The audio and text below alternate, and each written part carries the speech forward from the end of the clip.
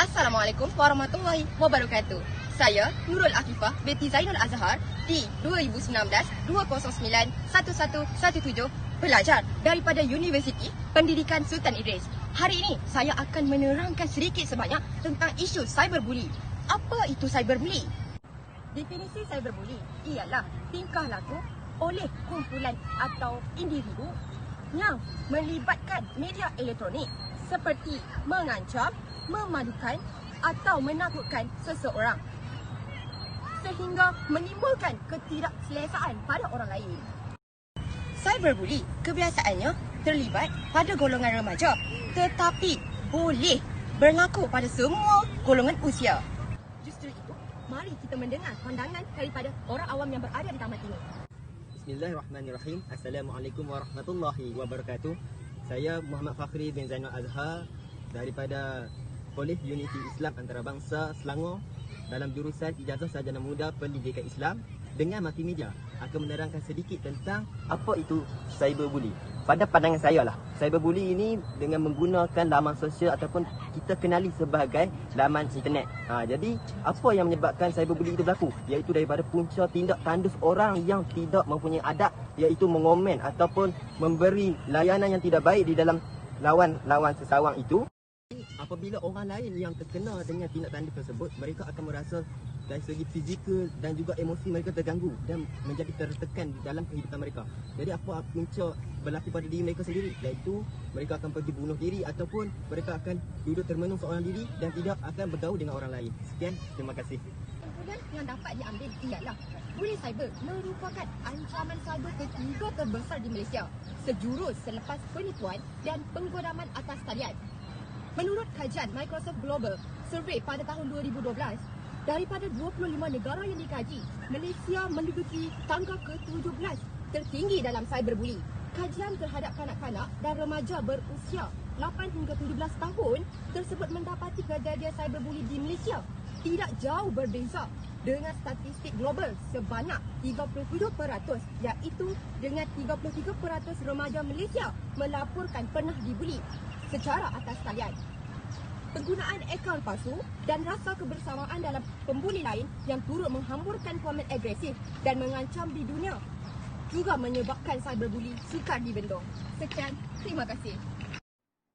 Hai, Assalamualaikum dan salam sejahtera. Nama saya Nurdina Nisha binti Nur Hisham Tan. Nombor kad matrik D2019 2091 121. Baiklah, hari ini kita akan bercakap tentang buli cyber. Apa itu buli cyber? Buli cyber adalah sikap sengaja seseorang individu atau kumpulan yang mengganggu individu atau kumpulan yang lain secara negatif dengan menggunakan teknologi maklumat dan komunikasi untuk menyokong tingkah laku mereka. Baiklah, sekarang saya akan memberitahu tentang jenis-jenis buli cyber. Antara jenis-jenis buli cyber adalah seperti memalukan individu atau kumpulan lain seperti dengan menyebarkan berita palsu di media sosial, memuat naik komen atau gambar yang tidak sepatutnya, menghantar mesej yang mengancam dan lain-lain lagi. Assalamualaikum Puan, boleh saya tahu nama Puan? Waalaikumsalam. Nama saya Puan Salmiah binti Muhammad Nordin. Boleh saya tahu Puan bekerja sebagai apa?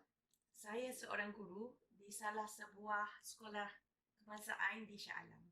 Okey, saya nak tanya, sebabkan Puan bekerja sebagai seorang guru, saya nak tanya pendapat Puan tentang buli cyber. Apa pendapat Puan?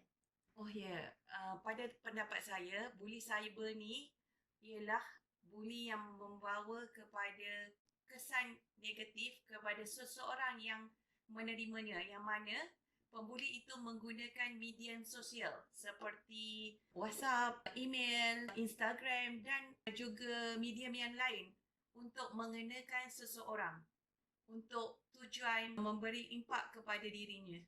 Baik Puan, ada lagi satu soalan. Puan tahu tak apa itu jenis-jenis buli cyber?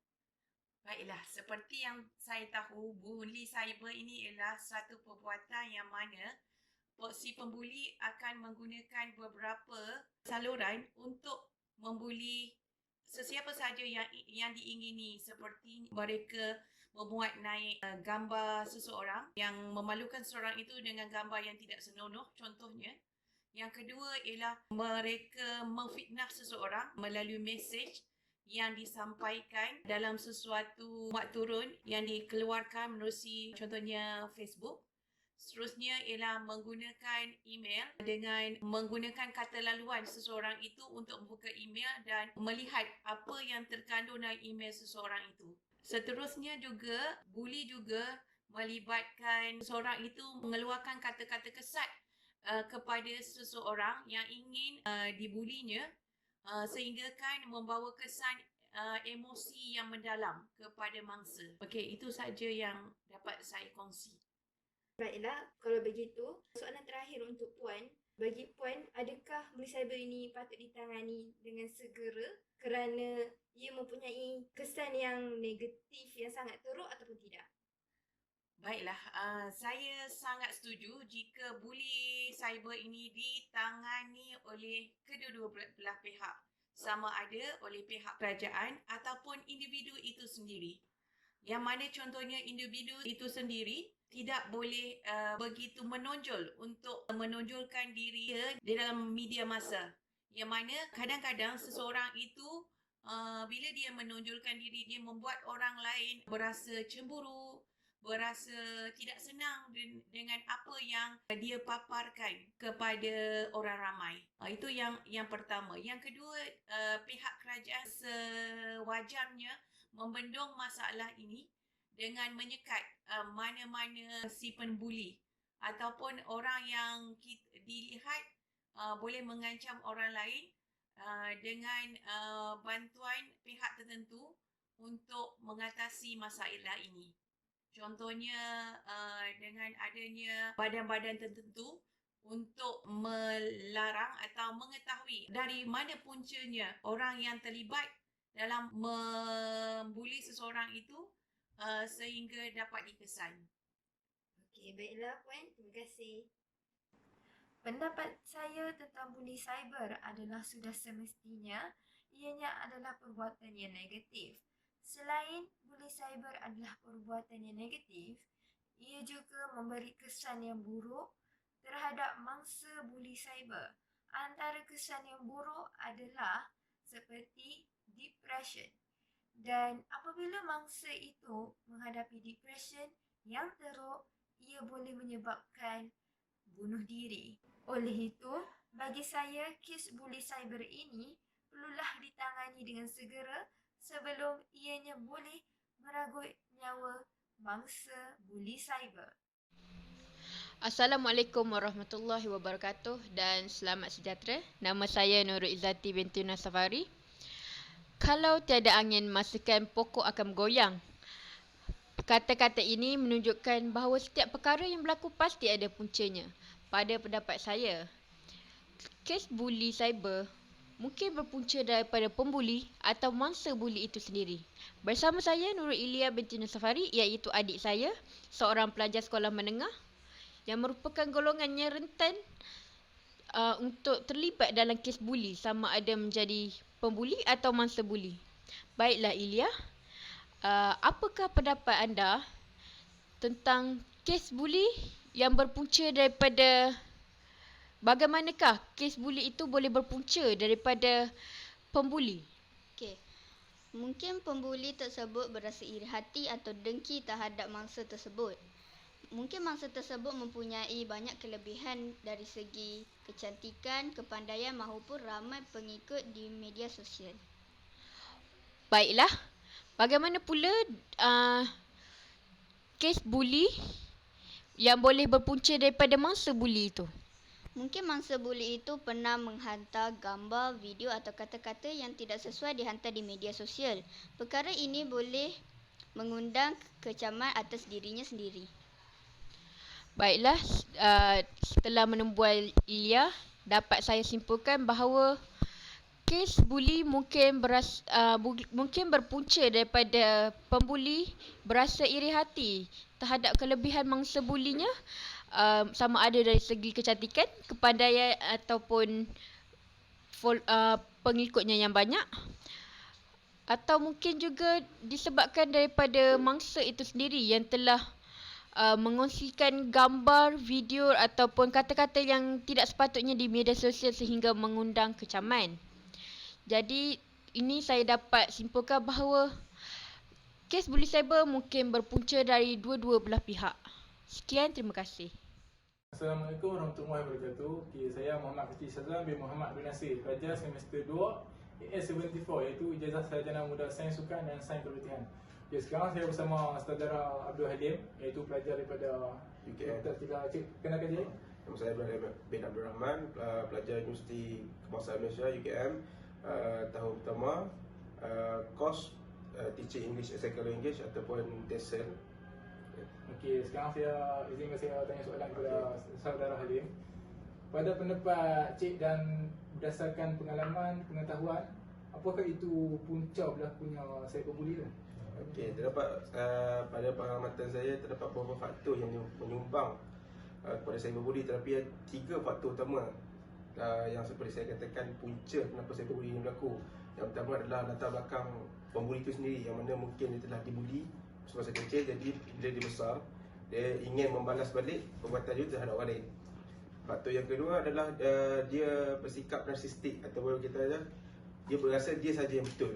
Ada dia merasa dia saja yang betul atau beri kepentingan diri, jadi dia akan katakan apa saja yang dia nak kat media sosial tanpa kira apa kesan perkataan yang telah dilontarkan.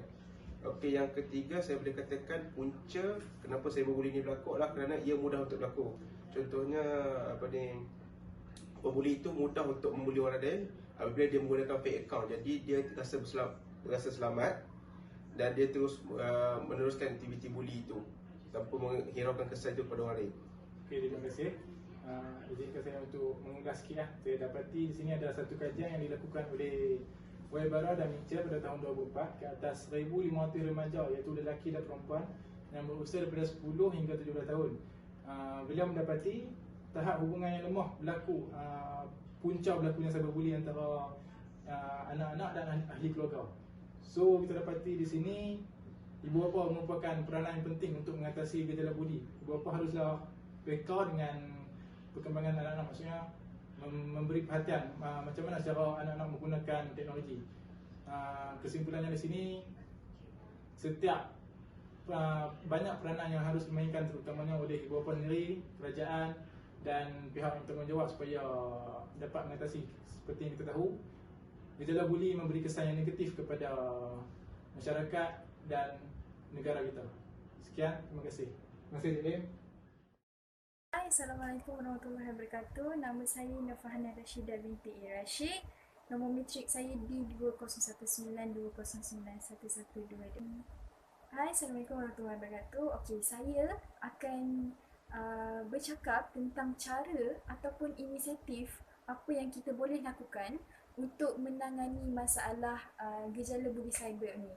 Okey, sebenarnya gejala buli cyber ini ialah sesuatu yang serius. Okey, antara cara yang boleh diambil untuk menangani masalah buli cyber ini adalah dengan cara mengadakan kempen kesedaran tentang buli cyber. Pihak berkuasa seharusnya melakukan kempen yang lebih banyak lagi untuk menyedarkan dan membuka mata masyarakat bahawa buli cyber ni sesuatu yang bahaya dan sebenarnya boleh dijatuhkan hukuman dan boleh dikenakan tindakan undang-undang. Seterusnya adalah pelaksanaan dasar oleh kerajaan bagi melindungi kanak-kanak dan orang muda daripada buli cyber.